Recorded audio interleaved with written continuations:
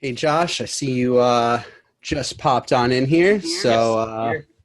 gonna kind of just give a quick intro to the whole thing and then I'll let you get on going. So everyone, we have Josh Colby here from Vintage Kings. He is an SAE alum and he's gonna talk to us about some awesome analog gear. We're gonna go into certain things like the UAD 1176, maybe talk about some Neve stuff, LA2As, all of the good um, gear that's pretty much in every studio that runs professionally nowadays. So with that being said, I'll let you get going, Josh. All right, sounds good. Thanks, Tony. So my name is Josh. I work at Vintage King here in Nashville, and I help coordinate the showroom here. And I'm sure I've met some of you here in the store at some point. So at some time you've been in there, even bought something from me at over the years. But yeah.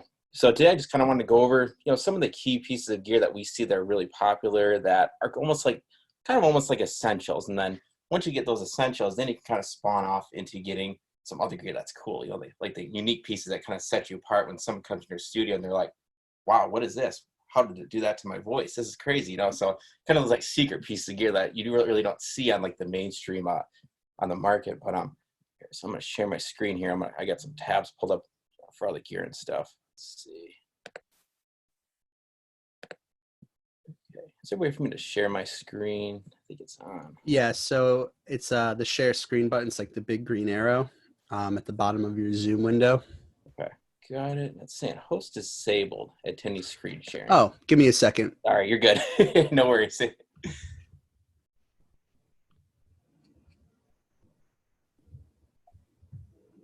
Okay, try it now.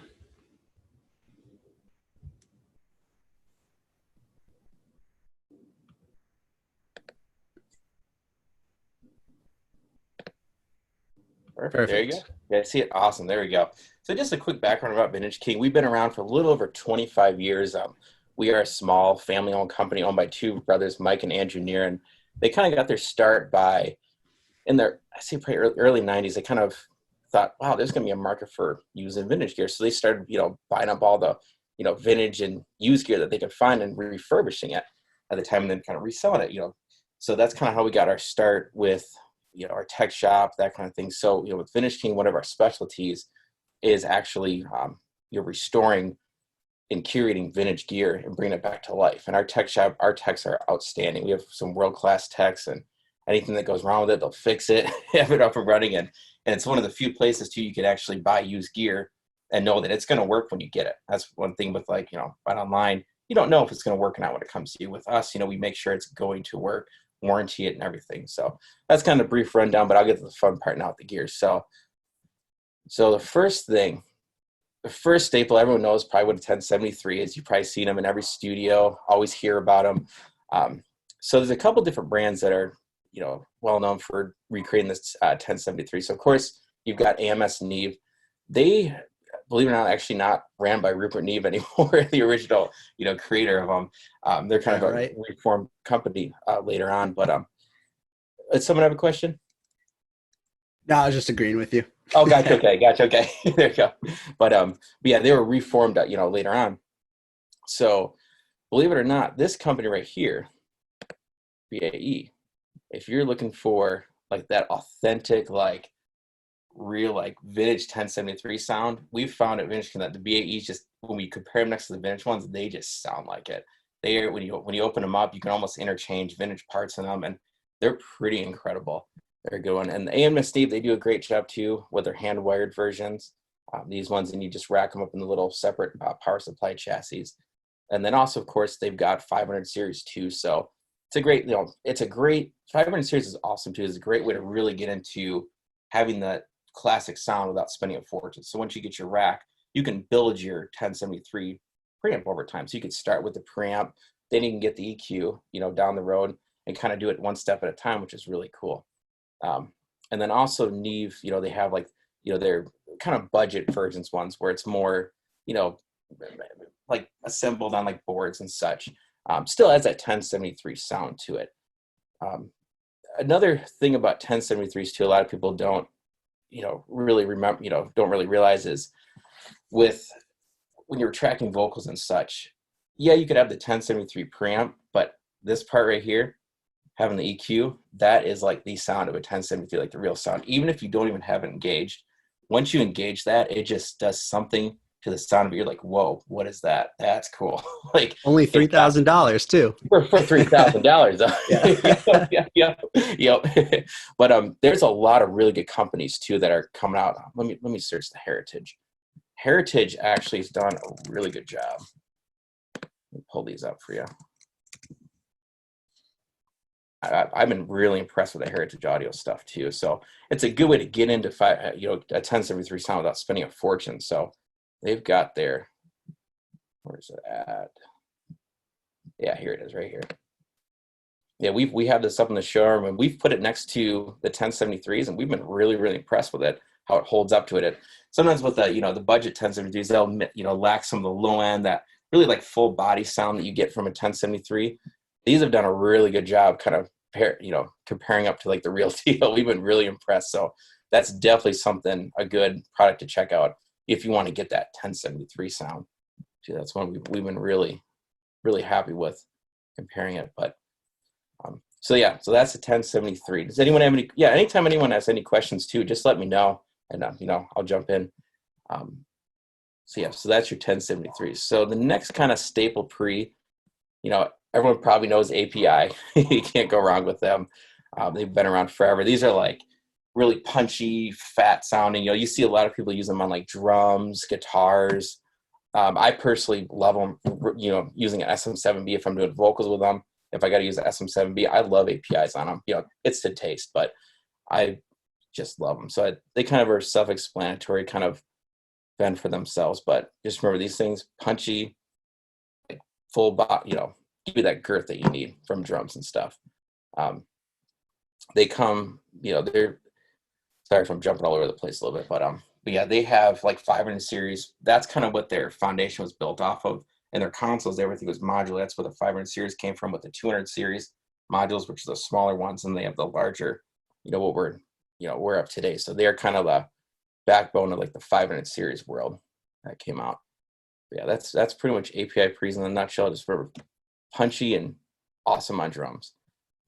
So, and then let's see the UA 610. And this is like kind of like your classic 2 pre. This is what the 610. So this one's got the it's like that.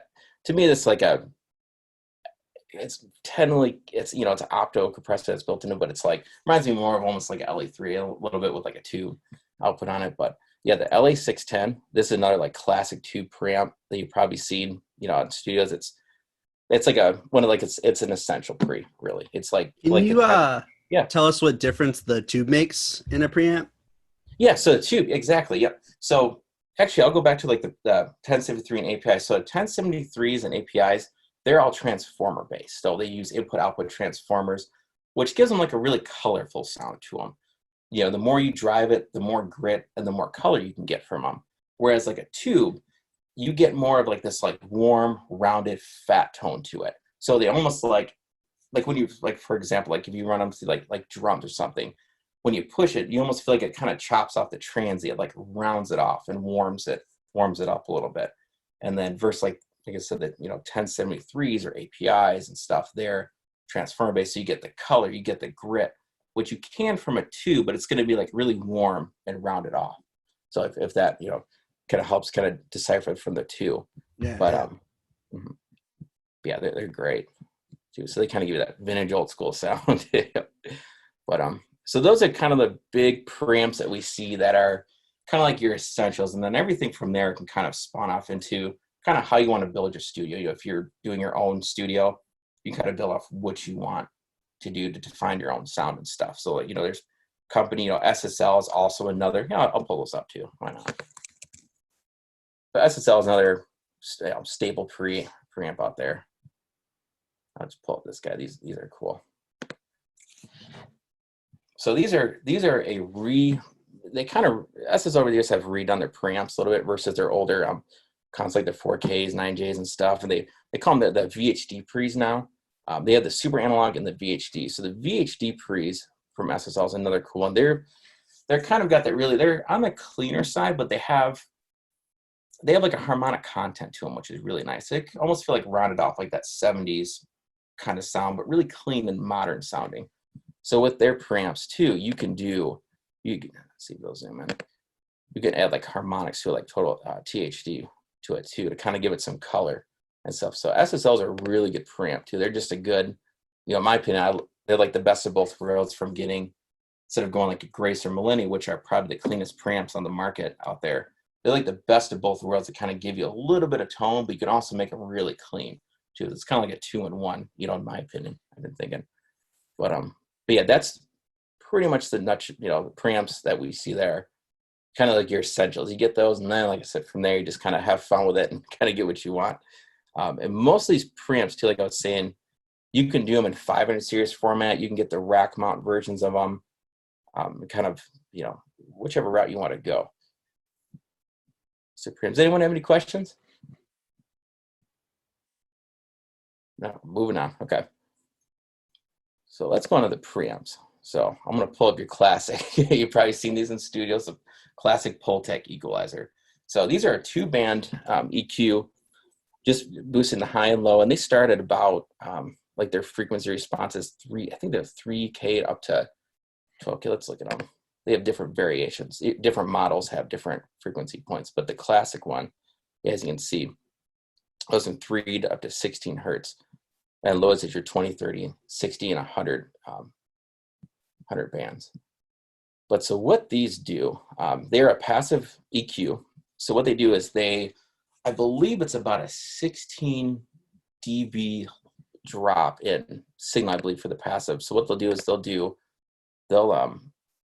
upgrade, they'll give you extra dB boost to make up for it on the back end, since it's a passive equalizer. So that's kind of like what the magic with them, though. So what they do is they'll boost the high and low ones, and then you can attenuate where that frequency point is.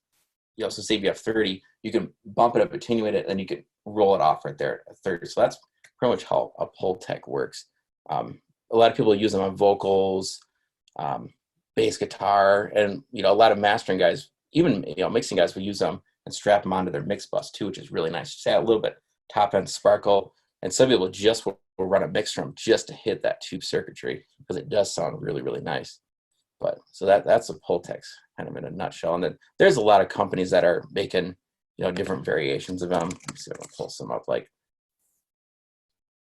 of course Pultec, they're under Pulse Technologies, which so they they'll make like solid state versions. They do make 500 series versions, which is really, really cool. They're not tube based, of course, but it's the same program equalizer that's in them. So it's a nice way to kind of get into it without spending a fortune, off the bat. So you can kind of like learn a Pultec and stuff. There's even like Worm Audio. They're making a Pultec, which is pretty decent. It's fun. It's a good way to learn it. It still does something cool. I think it does something cooler than a plug-in, honestly. Just getting that 3-dimensional aspect to it. And then you've got Clark Technic, Mercury Audio. There are other ones that also make some Pultec clones. But yeah, that's Pultec. And then they have like a mid-band one that you can get to. And but yeah, they're really, really cool. It's definitely an essential EQ to know. You'll see them in almost every studio. And then let's see, let me open my little chat. So Josh, it looks like some people are asking about Warm Audio. Here we go. Yep, I see it right now. Get a little chat thing popped up. Okay. Yeah. So I'll jump back to that. So let's see. So it's this first one about Warm. So the Warm microphones. The Warm microphones are really cool. They are a good. So here's the thing with Warm. When we, when you compare them to their counterpart, you can definitely tell which one sounds like the real deal. And there's some differences in like the expensive tone, I guess you could say, to it. But when it's all said and done, it's almost like a 5 to 10% difference. So if you have a really good vocalist, it's tracked well, a good sound, good performance, it's going to sound good to the Warm microphones. That's kind of the consensus that I've got from them. Don't expect them to 100% replicate what they're trying to achieve. But they're going to be in the vein of, they're going to sound, in the style of, they just won't, putting them next to each other, they're not going to sound, 2 and 2. So, they're a really good way to get into outboard gear.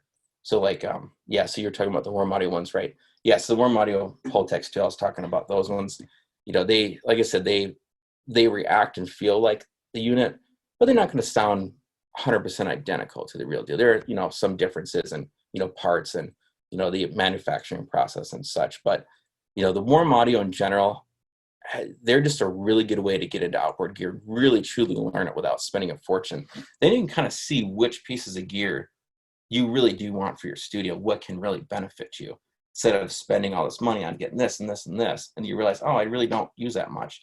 You know, start with some of these warm audio pieces, or, you know, Clark Technic, or, you know, like I said, Heritage Audio, if you're looking in the, you know, the 1073 side. So so that, yeah, that's kind of the general consensus with warm audio. They've been, you know, they're still great products for the price point. Absolutely are, you know, to kind of get you going and stuff. So okay, so let's go. All right, so that's Pultex. So another popular one you've probably seen are the Manley Massive Passives. These are kind of like the staple mastering EQ. They're really cool. They have a great sound to them. 100% tube path. Awesome mastering compressors. I mean, excuse me, mastering equalizers. So it's really not a whole lot to go about them. They kind of just are surgical EQ that runs through, you know, tube circuitry. So that's kind of these in a nutshell. Let's go on. Let's see. I had another EQs pulled up. Yeah, but those are like really just Pultex. So really know those. The other EQs that are good too, like, you know, ones that are good to know, like obviously SSL EQs. Those are always, you know, staple, especially if you're going to work on, you know, a lot of desks, and, you know, here in Nashville too have SSL consoles. So that's always a good EQ to know. It's super musical. Trident also, yeah, I'll pull this one up too. This one's one of my favorites lately. They're $400 a piece. So these are the ADB EQ, and they're in the 500 series format, but they're great for, you know, $400. You can really get a really nice musical EQ. Same ones that are just out of their ADBs, and these are the same EQs now that are in their new Trident consoles, like the 78 and 88 series that they have that came out. And they're awesome, very musical, clean, no transformers in the path or anywhere, but really good EQ to get. So if you did go to the 500 series route, awesome EQ to start with. So that's kind of EQs. Does anyone have any questions on EQs, or any questions about, you know, other ones that I may have not mentioned or anything? You can just write it in the chat or anything. I have a quick question. Can you talk about outboard EQ versus software EQs? Yeah, of course. Absolutely. So, and I was going to kind of go to the end of with the universal audio stuff too, but yeah, so software EQs versus outboard EQs, there are some differences. Like, from what, you know, consists of, you know, a being you know, over the years. Are you talking about like more so like what the sound differences you think, or kind of what the, you know, general consensus differences are? General consensus, you know, just a lot of people are you know, using the software versions of some of this hardware gear, but haven't had a chance to get their hands on the physical stuff. Where's the advantage? Yep, absolutely. So one thing with hardware EQs versus software is what we notice is when you get really aggressive with them, like say if you're really boosting that high end, and this is not for all software, but for the majority of them, you know, even with, you know, my experiences dealing with them, there's something about the hardware ones that when you really push them, they just handle it better. They can handle, you know, they don't start to kind of, the hardware just retains that musical characteristic. Like, so even on the Pultex, even I just did this on totally ago, even with the Pultex versus like the hardware, it's really close. It has the sound of it, but when you get really aggressive, the hardware can just handle it. It's musical. It still sounds so good to the ear. When you get to the software, there's a certain point you hit where it's kind of like, ooh, it gets kind of harsh. It just can't, you know, ones and zeros can only do so much sometimes. But that's really the only difference, but that's going to like an extreme. But in general, the software EQs are getting very close, especially ones from like Softtube, Universal Audio. Acoustica Audio makes incredible plugins too. They're another really good company to check out. They just take up a lot of CPU, but they seem to almost mimic the hardware the closest I think I've seen out there in the market, aside from like the UAD plugins. But yeah, other than that though, software EQs are incredible. I use them all the time. They're great. You can get really surgical with some of them. But yeah, that's really the only difference I've actually really truly discovered. And also like what a 2BQ versus like the one, a software 2BQ, there's like a 3-dimensional aspect you get from the hardware versus like the software. The software, it's at ones and zeros. It's just really hard to replicate it. It's a 5% difference, but to us mixing nerds and stuff like me, that's like, to me, that's enough to know, wow, might want to use the hardware on certain applications. So, but yeah, that's kind of my consensus with the, software versus hardware EQs, if that helps at all. Okay. So if no one has any more questions about EQs, I'm going to move on to the next. So we'll go on to next. So we'll go on to the compression. So your famous 1176.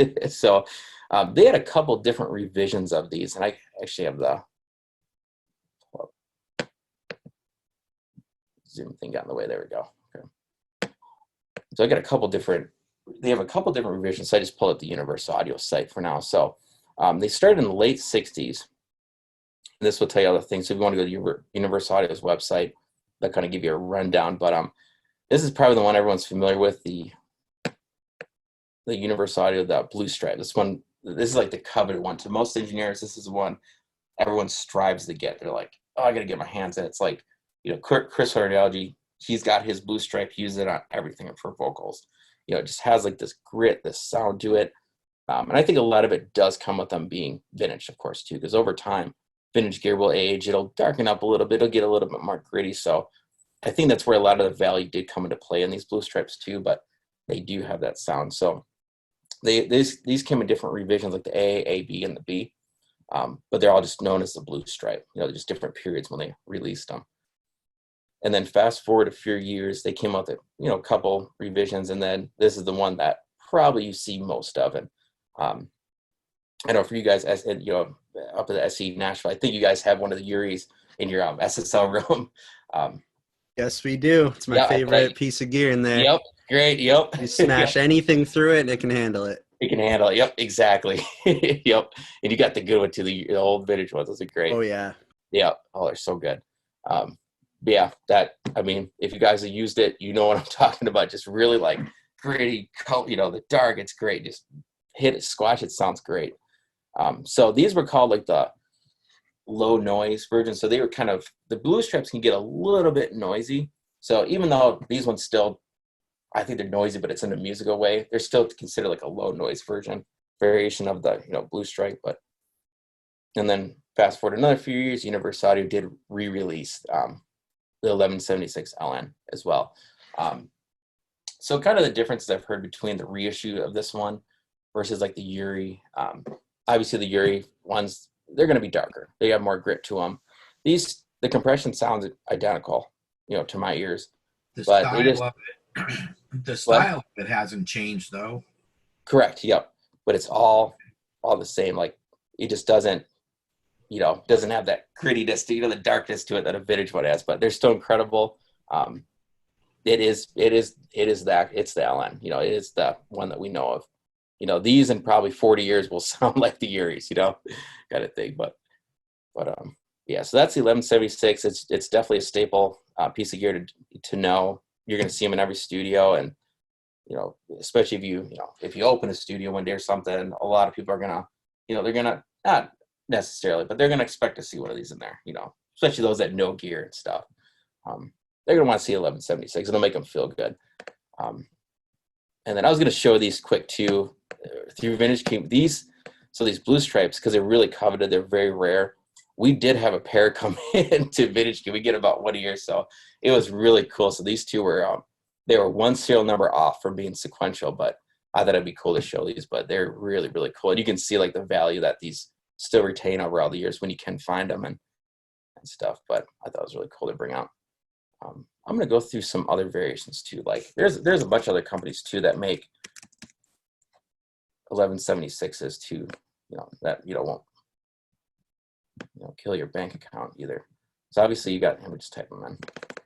So we'll do like the WA76, and they've done a pretty good job with this one too. It's definitely it's in the style. Like I said, it's kind of thing. If you put this next to the Universal Audio, you would hear the differences.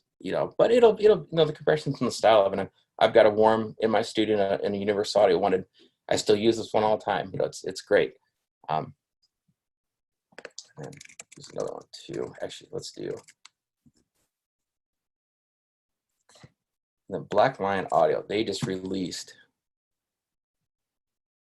their blue stripe called the Bluey, which is really, really cool. So they actually modeled this one off of Chris Lord Algae's blue stripe, which is really cool. So I haven't been able to get a chance to spend a lot of time with one of these yet, but I'm really, really curious because you can see $7.99 for one of these versus a blue, real blue stripe. They're about, vintage one's about 10 grand roughly. Yeah, so there's other variations instead of getting the Universal Audio ones or the vintage ones. There's other companies that make really good ones that you can get that can get you off the ground and still sound really, really good. In fact, some of them I almost feel like they still just give you that three-dimensional aspect that the plugins just can't, even with one of these, in this price point. So Josh, I have a question. If you had the option of getting a high-end plug-in like the Universal Audio, or if you had the option to get a warm audio 1176, which would you choose, or is there certain situations that you would choose one over the other?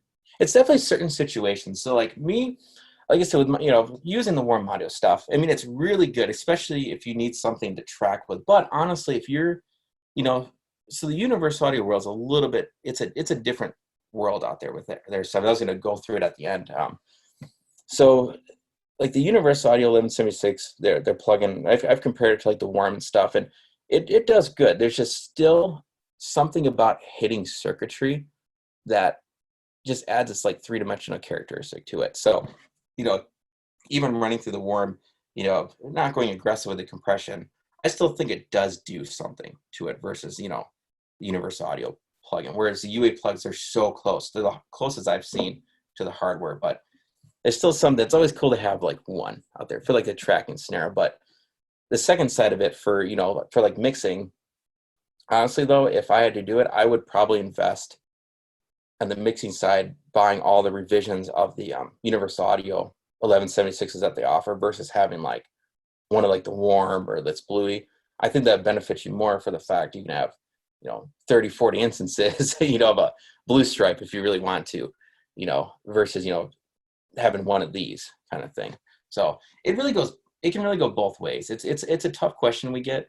But it just, a lot of it does matter on the source and how good the source sounds too. It's a big part of it. But I don't know, for me, sometimes having 30, 40 instances of it, the mixing side is better than almost having one where you have to keep printing it through and stuff. And so I hope that kind of answers the question, but that's what I would do, personally.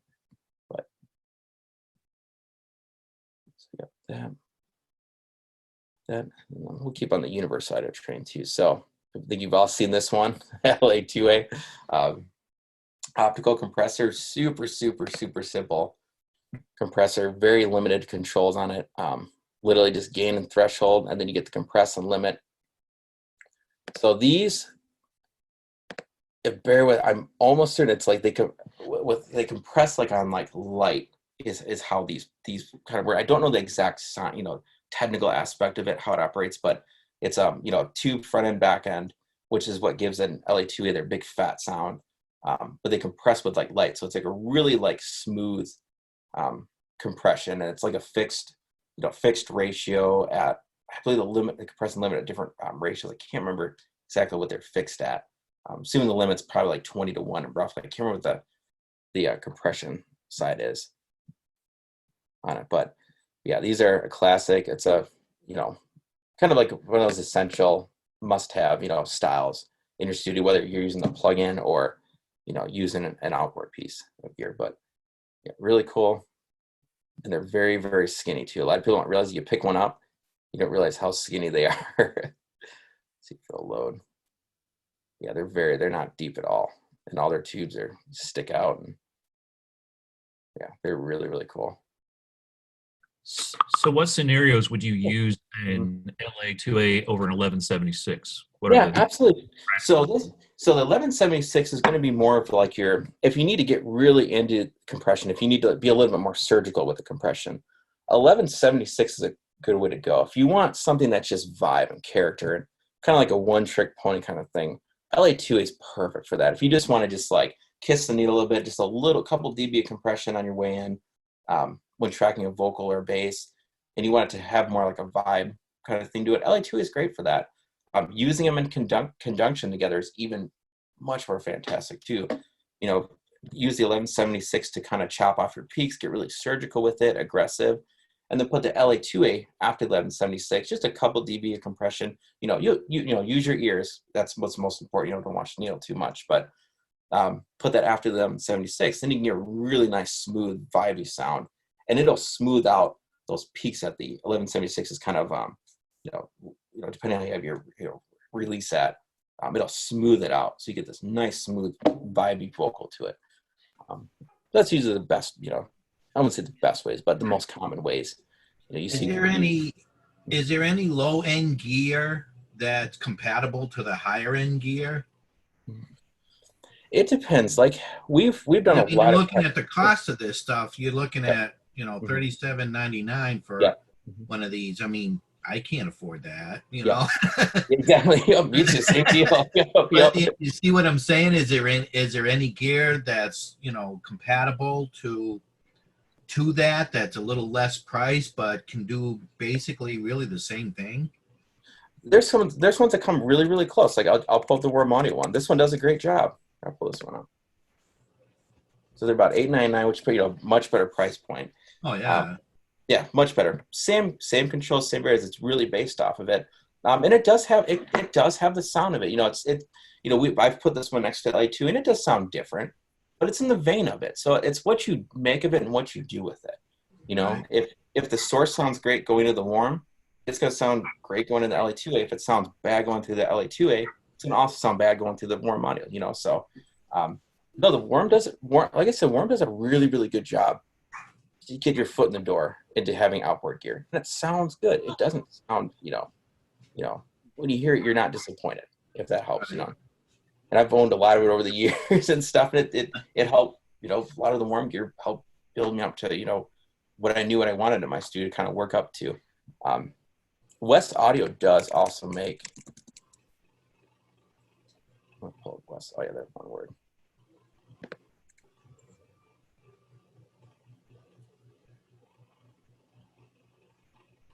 West Side, they make theirs, it's called a Timber.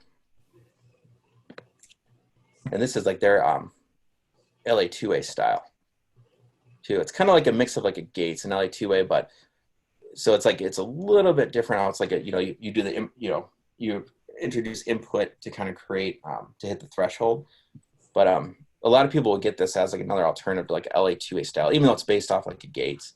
Still, and I'll get to those ones here in a sec, but this is another really cool one too. That's, you know, not going to break the bank. I mean, at the high end gear is great if you can afford that kind of money. It's just, you know, a home studio, you're going to look at something, you know, less money. Yep. Exactly. And like I said, there's tons of gear, you know, that's, especially in a home studio scenario, there's tons of it. You know, the Warm stuff is great. Heritage. IGS is another really good company too. I'll pull up IGS Audio too, another good one. And a lot of the stuff too, you can get in like 500 series. With these more expensive like analog gear. So I think someone's asking a question. It was a little bit quiet. Sorry, let me turn my volume up. Yeah, what was that, Adam? Like plugins that are more like correlation to this expensive gear that most of us can't afford. Like, did you say like which plugins are like more like? Yeah, close? which plugins like correlate to it? Like who does models after? Gotcha. Okay. Things like I know like UAD does a lot of modeling and stuff like that. Yeah, UAD does a fantastic job with it. But I've compared all their stuff to the hardware we do in the showroom often, and it's some of the closest stuff out there. Like primarily when I'm mixing now, I use pretty much all Universal Audio gear because it just feels and reacts like the hardware does. Is kind of what it feels like to me, at least. Do you need a UAD hardware to get that effect?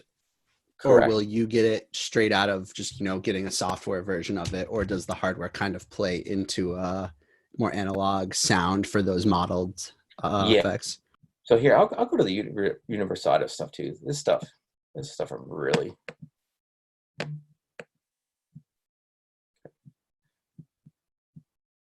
So we'll go to the UAD stuff. So in the UAD world, they have these things that are called satellites. So what these satellites do is, since universal audio plugins, they're extremely, extremely powerful plugins. They take so much DSP that they just can't, your computer wouldn't be able to handle them. So that's why they're so good, because they just have so much, they require so much power to use them. So they have these satellites that come in different cores. They're like coming out either 4 cores or 8 cores. You can daisy chain them to, I think you can daisy chain up to 5 or 6 together. Or if you have them in conjunction with like their interface, you can daisy chain a couple of them. But yeah, so to answer that question, though, what they do use the chips because they're so much more powerful. Your computer just wouldn't be able to handle it.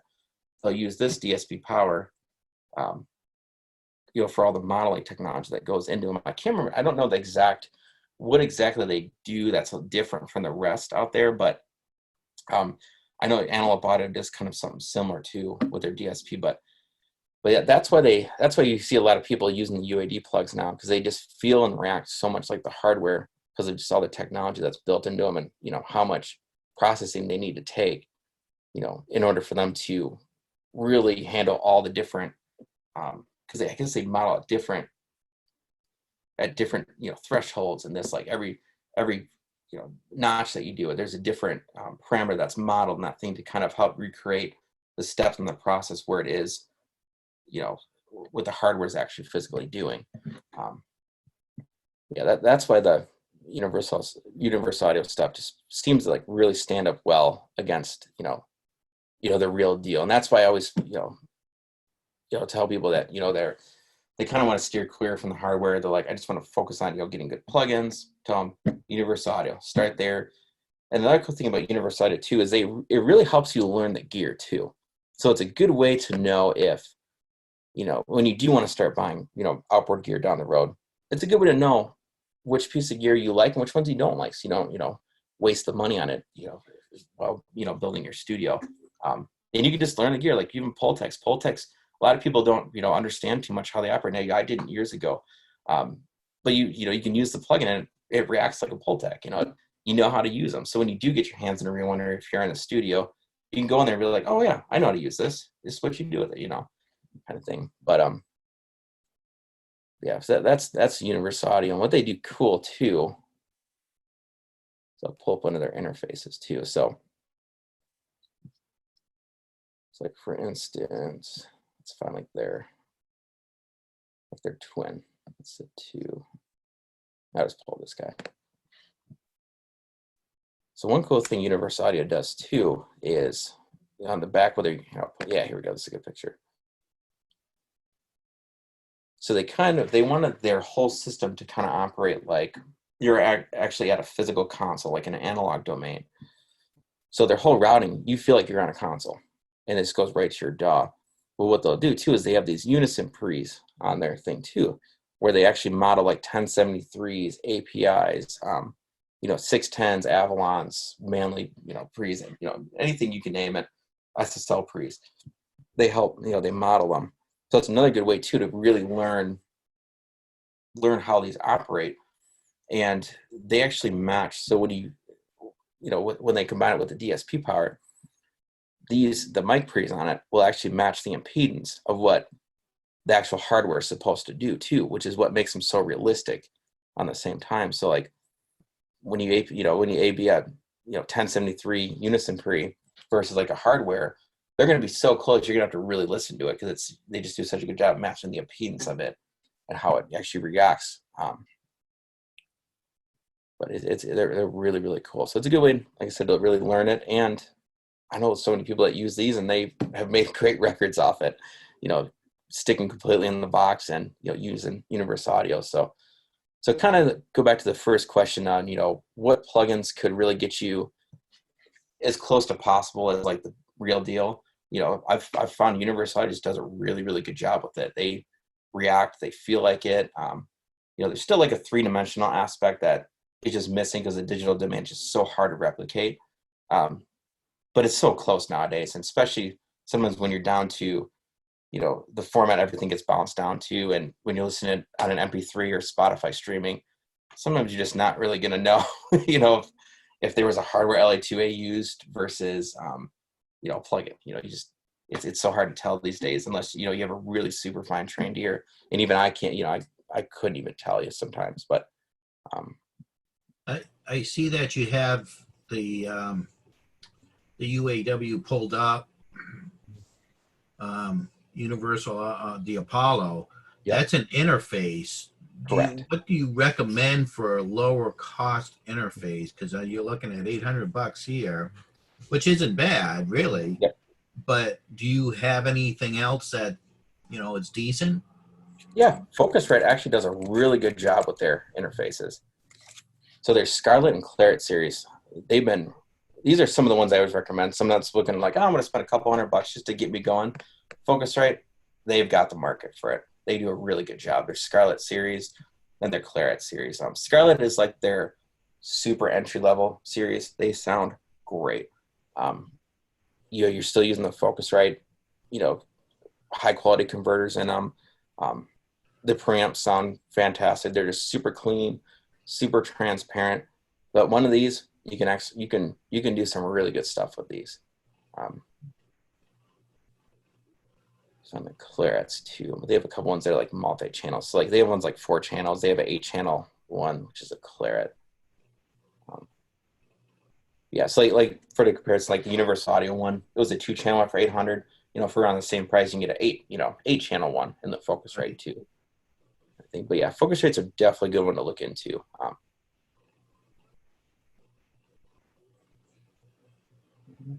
I just got a PreSonus Studio 24C. Mm-hmm. Yeah, PreSonus, they're also another really good one too. That was actually back in 2005. That was 2005, 2006. That was my first interface, was a FirePod, and I did some great fun stuff with it. Yeah, but PreSonus is another good one too.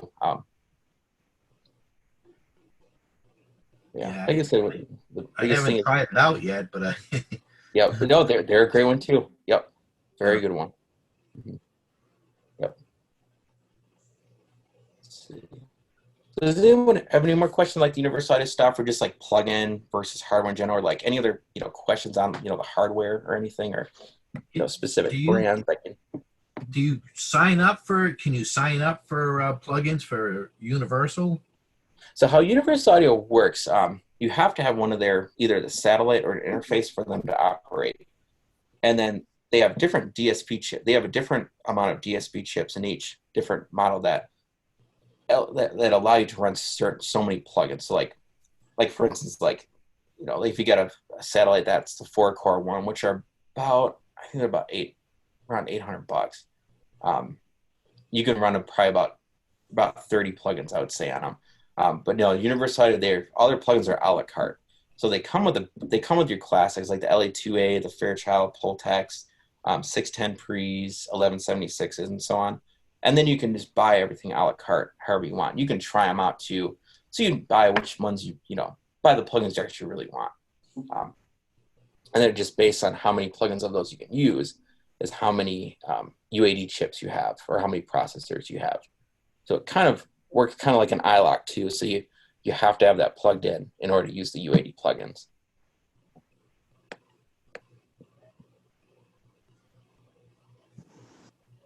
Let's see. Hey, my name is Jamie. I'm a graduate alumni from SAE.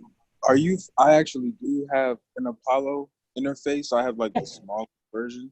Yeah. Are you familiar with like Slate and Neutron or Isotope?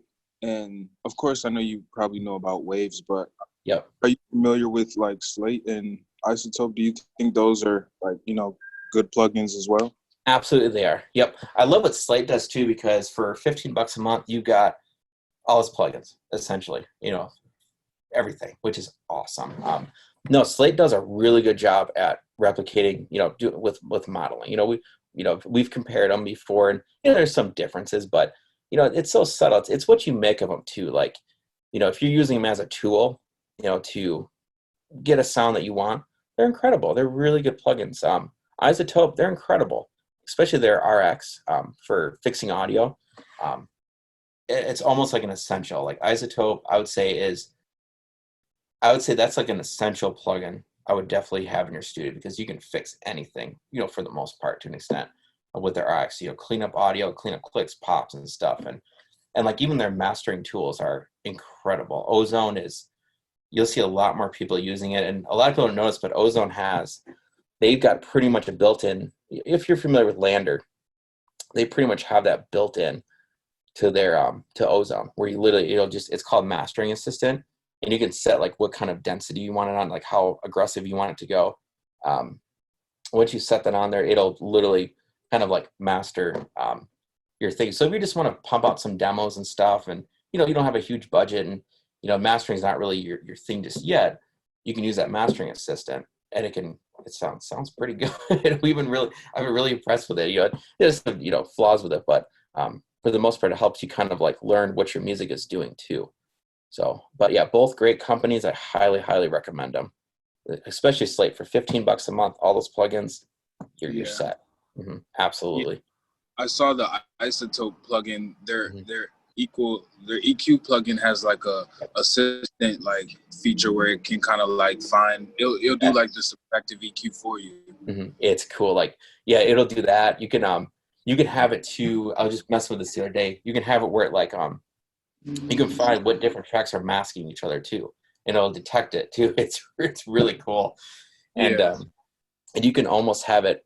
There's a thing on there too. It's called Mix Assistant too, where you can like mix your track. It'll mix it for you, run it through. It's really cool. So it kind of set your levels, and yeah, it's getting crazy what they're doing over there. But yeah, highly recommend it. Does anyone else have any more questions?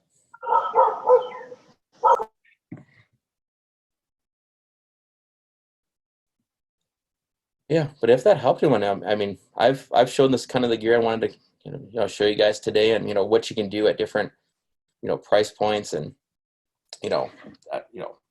whatever gear you have, it's going to sound great. It's what you make of it, really, and kind of know what's essentials you should have and stuff. But yeah, if anyone, does anyone else have any questions or anything?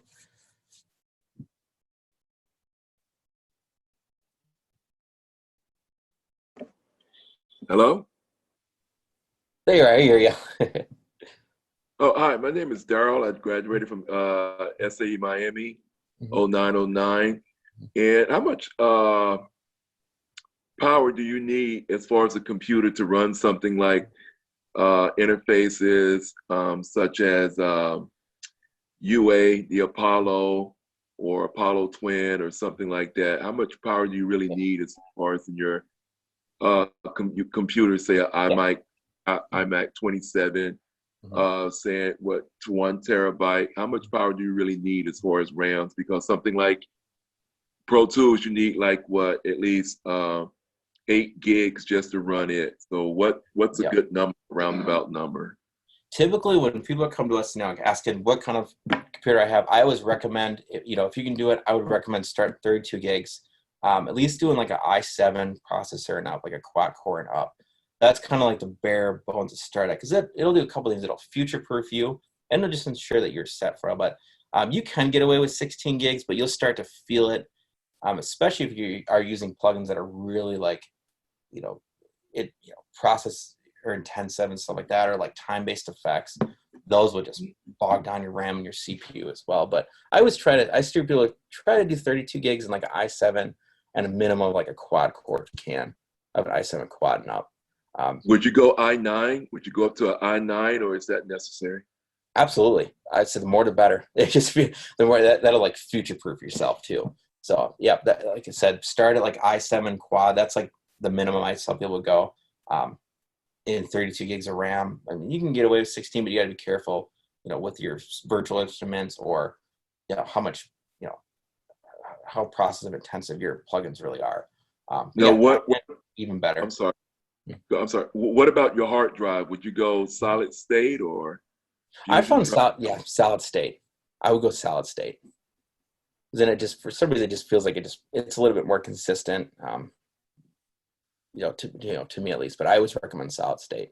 And in my studio, I use all solid state drives in my Macs and everything. Cool, man. Appreciate it. Of course, absolutely. Anyone else have any more questions?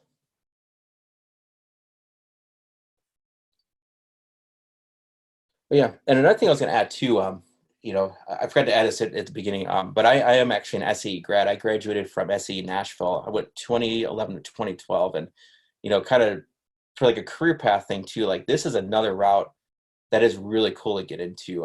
You know, post graduation, I decided to do the freelance route, kind of build my own studio up, and then I ended up in the the pro audio world of sound. But this is also another really good path to get into. Once you know learn your signal flow. Know how to set up a patch bay. That's huge. It's really, really boring and not sexy at all, but learning patch bays is huge too for, it's all a part of like the signal flow. No, not to get those, but, kind of going into this world too, the integration, studio build outs and stuff. It's another really, really cool career path you can go to, post, graduation and kind of tie it together with, independent career if you're working at a studio or something, but I do want to throw that in there too. I was, I'm a, big believer in SAE and, really enjoyed my time there when I went. So, yeah, if anyone have any more questions or anything, I know I keep asking that, but I'm here, as a resource to help and, Yeah. So what's your favorite between the SSL E channel or G channel Waves bundle? Ooh, Tough. it's been a while since I've used the Waves one, but it's a tough one because I both have their pluses to it. Like me and like the G would be the way I would go, but either or it's gonna go great. Either way you can't go wrong with it. Yeah, it's just preference, Well, it depends on genre. Maybe like G channel, more rock and roll. Maybe the more E channel kind of vibe. It could, yeah, and that could be good. Exactly. Yep. Like the G, and I'm a rock guy. It's like do like a lot of rock, so it's like I'm a huge, the G, that's like me all the way. But that's a good way to put it. It could be genre specific too, or what kind of vibe you're going for. But either or, they're gonna do exactly what you need, I think.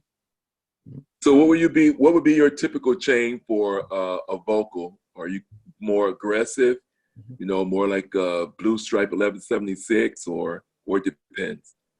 So it really does depend. Typically, I always do reach for a 1073 just because I love the sound. And with a 1073, you can make them really gritty. You can make them kind of on the cleaner side, but still colorful. Something about a 1073 to me that just has that polished sound. So that's usually my go-to. Probably 90% of the time at vocals, I'm going for a 1073. If you want to make it cleaner, just open out the output, have it set all the way open, and then bring the gain back, as low as it'll go without, as long as the audio, you gotta make sure the audio's, good level, but that'll keep it on the cleaner side. If you want to make it more gritty, pull the output back, push the gain a little bit, that'll give you a little bit more grit. So it's pretty flexible. And then usually I go on that into like 1176. And then it depends. Sometimes I'll wait. If I'm like mixing the track, I'll typically use like 1176 going in surgical so I can do the vibey kind of stuff in the back end compression if I even need it with like LA2As or that kind of stuff. If I'm want to get the sound right up front, typically I'll go into like a LA2A, or if I don't have access to that, I'll just use a distressor and auto mode kind of thing. They kind of get a similar effect, but that's typically my go-to vocal chain. It changes. I'm sorry. What about as far as verb? Are you more a plate guy or? It really depends. That's really specific. So if I want with plates, for me personally, plates, I typically don't use them too much on vocals. I use more of I really like long distance ambient vocals that are really like verbs that are in the background that are kind of tucked under. You kind of hear them, but they're not really there. Plates, I really use a lot of plates in like drums. That's where I found them, to benefit me at least in, mixing, but everyone's different on it. I mean, plates can be awesome, fantastic on vocals too. It's really preference. Appreciate it, man. Of course, you're very welcome. Does anyone else have anything? I know you mentioned like the UA, that Apollo interface having like the feature where you can like put I guess plugins on your mic, compressors, equalizers, record. But would you recommend that? Like I was taught at SAE in school, not to really put, I mean, I know it's all preference and you can, it's all opinion based on what you want to do, but preferably, do you usually do that? It depends. It's only if it needs it. So like with compression, for instance, for me, I use it just to really more so like control what's going in. So really with compression, for the most part, you're not seeing the needle move much. It's only doing it to catch those like really high peaks, just to get a nice clean level sound going into the doll. And it really depends too, like for me, if I'm going to mix it, I know what it sounded like. So I'm going to try to get that sound and get it exactly how I want it right up front. So when I mix it, it's a lot easier to do it. Now, if it's going to be outsourced for mixing, then I'm kind of keep it on the safe route, just because I don't want to ruin, if a mixing guy has a certain technique, I don't want to ruin his sound, So yeah, it goes both ways, but really a good rule of thumb, yes, get a really good recording right off the bat, but keep it kind of like an open plate, just so you can have control of it on the back end, because you can't reverse it. Once it's there, it's there. So if you over compress, you can't uncompress it. Okay, so probably like if you're gonna use it, probably just like start out like light compression, light EQ. Exactly. Yeah, use it like a tool, just to control transients. Or for EQ, only use it if it needs it. If there's a lot of rumble or something, if you're hearing it and if you're confident in doing it, roll off 50, 60 hertz or something, kind of like stuff like that. It's more stuff for like just to get a nice signal going in. Don't try to shape it, or, well, I wouldn't say don't, because there's no rules in it, but just be careful with it. Unless you're going to mix it, or if the mixing guy is going to do it, what sounds they like. That's kind of what it comes down to, But like I said, there's no rules at all.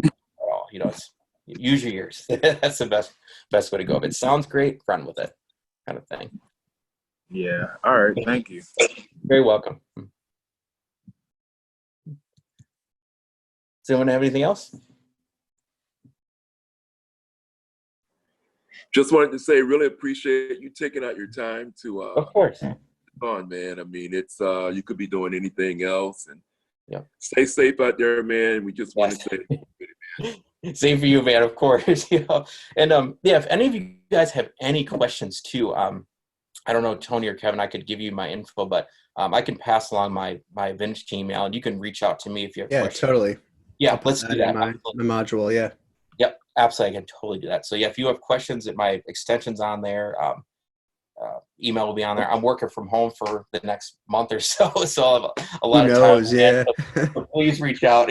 But I'm happy to geek out on gear all day and stuff. So, but if no one has anything else, I just want to thank you guys for having me on here, and I really, really appreciate it. And I love coming back and helping SAE anytime I can.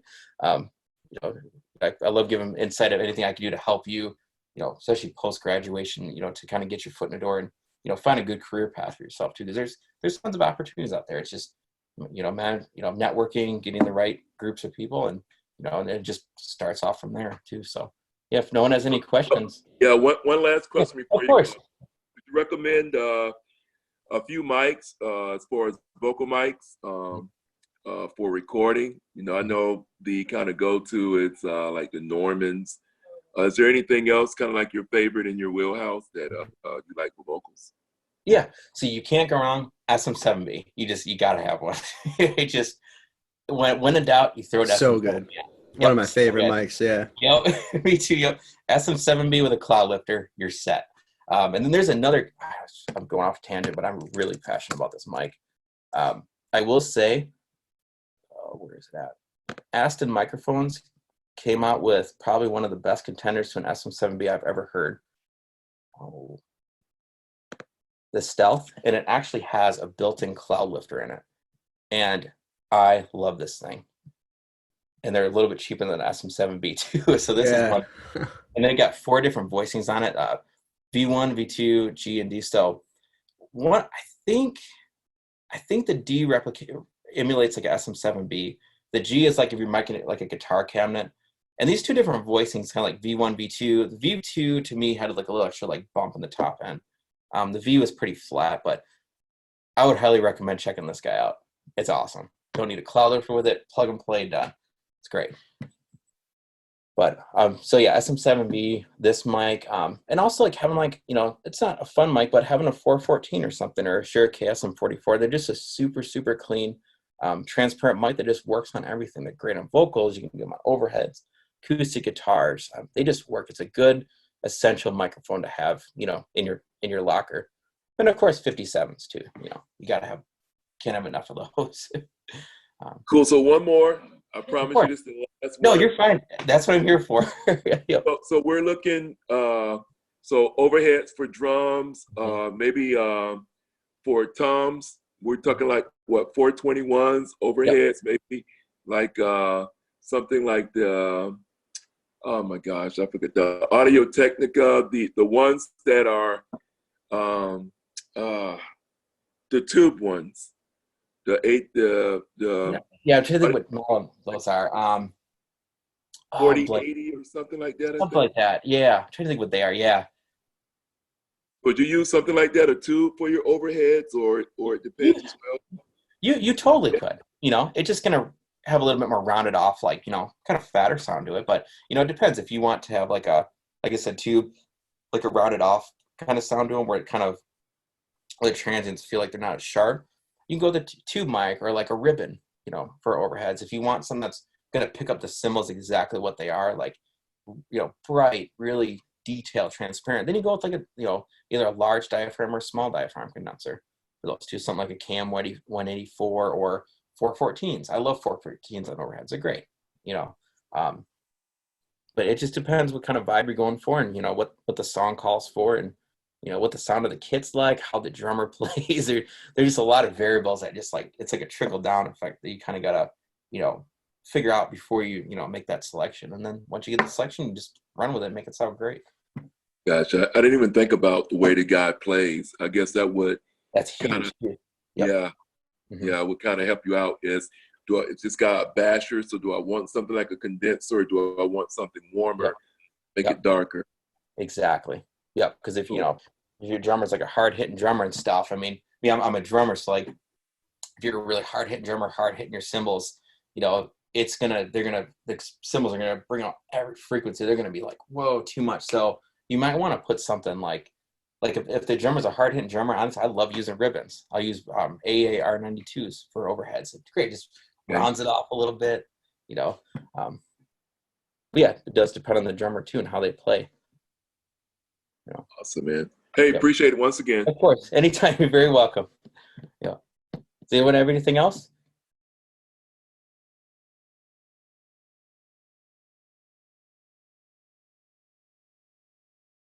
Yeah, if that's it, you know, like I said, thanks again, Kevin and Tony, for letting me, you know, jump on this. Yeah, and, no problem. Thank you, Josh. Really Absolutely. appreciate your time with all this. Very informative. Absolutely. A lot of good stuff. Everyone just check out, you know, Vintage Kings. They got a lot of good stuff. They got a dope payment plan. Really helps out the whole system, especially right now. Yes. Really good stuff. Yeah, that's how I built my whole studio financing. Just $100 a month at a time. Yep. Yep, exactly. Yep, that's the way to do it. And here in this chat, I'm gonna put my I'll put my Instagram handle on here too. So you guys perfect. So just Josh Colby Music. Yep. And I try to post like gear pictures on there, and you know, gear. You know, if I bring up a piece of gear for Vintage King, I'll, you know, post something about it, and you know, that kind of thing. But you can kind of see like how my home studio is kind of developed, and how you can totally, you know, you don't necessarily need this huge, you know, large scale facility to make, you know, make records and stuff. You know, you just having a couple good pieces of gear that you are really passionate about, and you know, and going from there. You know, having the knowledge is key though. That's huge. Like gear will do so much. Knowledge is key. Like retain every bit of knowledge you can, because you could do an in the box mix. Like if you have outstanding knowledge, like I've heard stuff come out of the big studios here in Nashville that was like, you know, not that great, because there was lack of knowledge. And I've heard stuff that's been mixed 100% in the box. That's like unreal. Like there's I gotta check out Billy Decker. He's here in Nashville. He does like everything in the box, and it sounds incredible. You know, because he just knows what to do. You know, but yeah. If anything else, I think that's all I've got. Yeah. Unless anyone has any other questions, we'll let Josh go, and we'll get back to our regularly scheduled class. Do our Pro Tools certification stuff today. So. That's always fun. Yeah. Josh. Thank you. Anytime, you're very welcome. All right, thanks, guy.